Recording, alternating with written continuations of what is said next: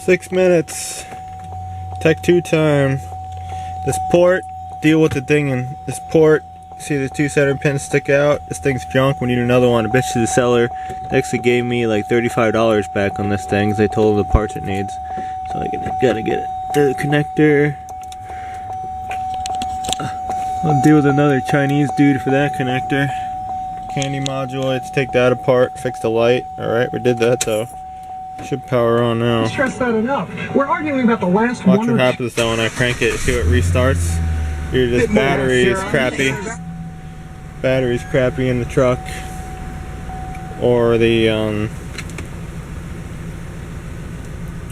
this voltage regulator sucks, so we'd have to go buy another one on Morsun for like 15 bucks. This might be like a low-end Tech 2. I took it all apart last night and cleaned it.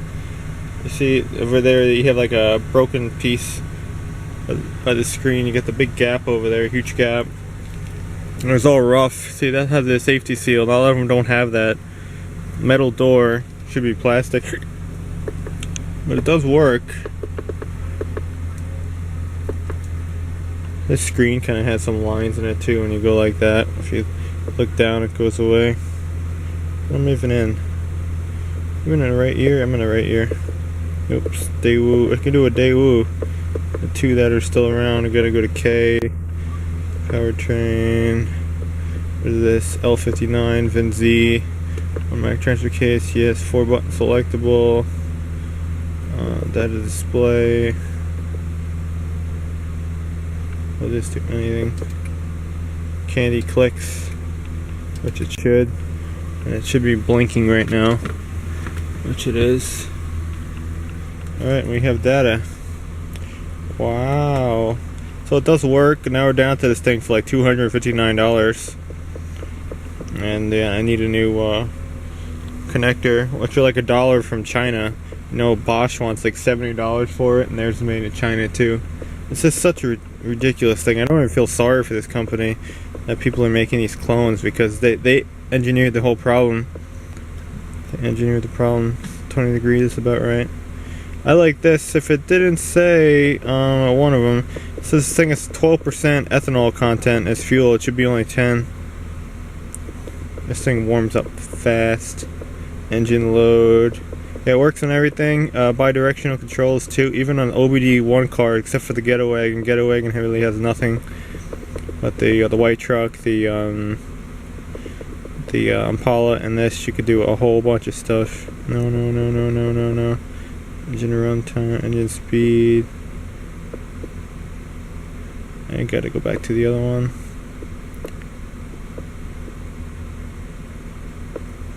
You can turn like the AC relay on and off. You can do a lot of stuff. It just goes down and down and down. Go to exit. Into data 2. Again, you don't need the candy module. Oh, the screen was scratched on it too. I had to polish it from the inside. You know, like all those little things. If you're not handy, you're gonna have an issue with it. You have to be handy with these Chinese Tech 2s. Where was the 72% oil thing? So much information, which is really cool. 100 psi. I only had 60 psi stagnant in the car. Mileage since DTC clear 50. What? I cleared a DTC on it. I don't know. Oh, there it is. 12% fuel alcohol content. You see that? 12%. I don't know what that's all about. I feel like putting some whatever heck, non-ethanol in. See if I could change it. I think the O2 sensor is a little bit sleepy on it. Misfire counts is cool too. And we're almost at our time. It does work. It's showing nothing now. Sometimes it pops up. This thing really gets lopey if it idles for a couple minutes. Blah, blah, blah, blah, blah, blah, blah. I don't know why. I should really try like a crank relearn. I can do that. But you know, I'm no pro at these things.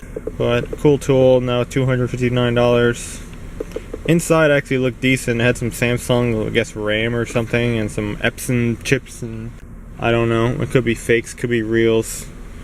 But if they didn't have this broken off mark over there that lights up, and this little defect over here, and the hook in the back too, I had to take off and repaint it. It was the paint was peeling off of it. It would actually be a fine unit. And that hopefully will last. And the screen, if I didn't say it's connected with pins, goddamn, this thing reeks like oil, man. It's leaking, this thing's falling apart. But cool, Tech 2. We're just gonna shut this off now. And it didn't work the other day because the cigarette lighter fuse was blown again. 15 amp. Ruined your day on these things. Powered off. But again, it does the restart thing when cranking, so the voltage regulator's crappy on it. It's not the battery. It's legit one. The battery, if your battery's low, it will restart.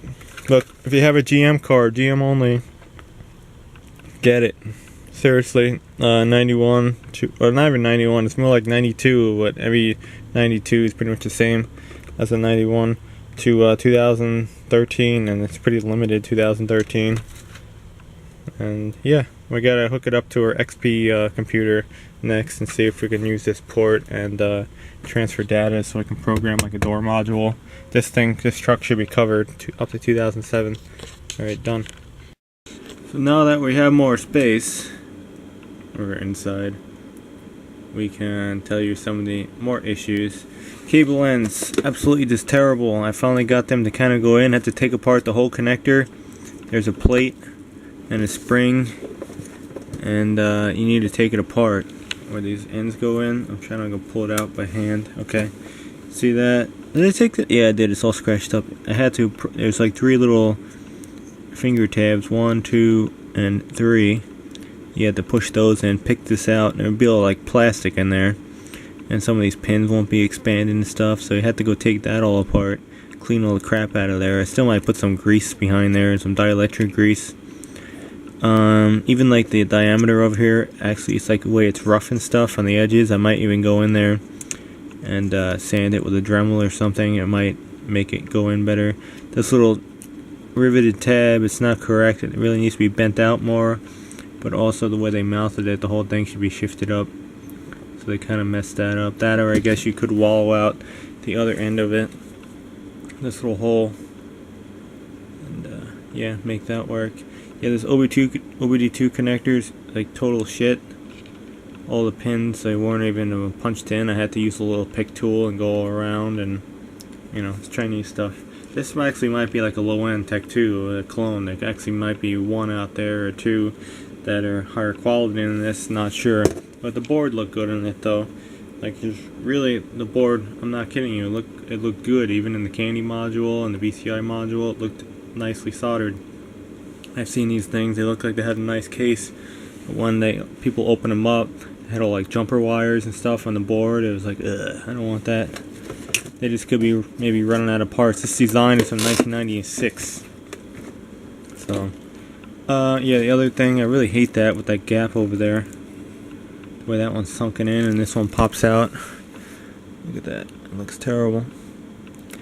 Yeah, the handle we're still painting outside. Bogus serial number and stickers. Metal door. See, this one had that. Oh, what happened to it? I don't know. We were cleaning it and it broke off.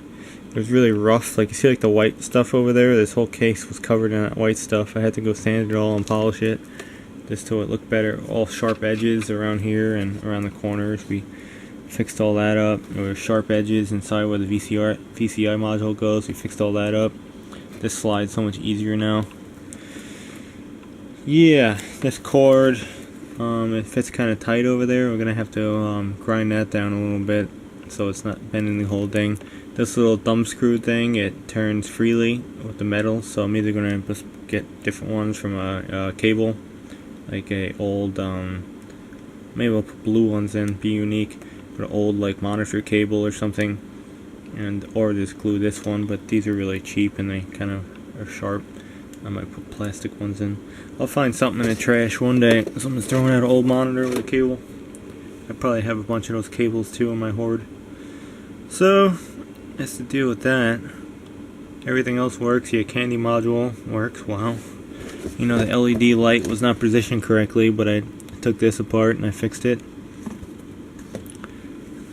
What else? This thing, this is, if anyone has one of these in their hoard, send it. I think like the pins in here are not built correctly, but this is the adapter when you use to update it. You put an RJ45 cable to the unit over there, to this, And then you plug this into a serial port. So I need a serial to USB adapter for my old computer, which is like $25. See, it all adds up to shit. You know, you spend the money on a unit. Some people are buying these things for like $350, $400, and then you need the serial adapter. You might need some more of these things. You know, it adds up. Again, no box. You really don't need the box though. This is another adapter. I don't know what this is for, but you use it when you're testing. This one actually was in the best shape out of all of them. What does it say? Metal, and which one says metal? That one's funny. What does it say? Oh, there we go. Metal, MADL in USA. All these now are made in China, even the OEM Bosch ones, like I said, and they want a lot of money for them, so it's completely pointless. That's your loopback connector that you put that in the RJ45, and when you're testing it, yeah, it passes all the tests too. I don't know, it works. You know, what is this? You know, $259 we're into this now, but plus we're gonna have to put a voltage regulator in there, like $15, and a new connector, $12. Maybe later on a new cable. This cable's kind of working now, but again, we're gonna take it apart one more time and wallow it out and rebuild it a little bit better, so everything can slide in better. When I first got it, I couldn't even get any connectors in. It was just completely useless. So that's what you're up against with these things. Don't tell people, well, don't believe people that say, oh, it's an exact clone of the original. No, it is not. Not at all. You need to do some fine finicking and finessing, and then maybe you actually have a working unit. For the price, you know, you really can't beat it. Again, you could buy like 6 of these things for the price of like an OEM one. And they're made in China now too. Go figure. It's like everything. My computer's made in China, assembled in the USA.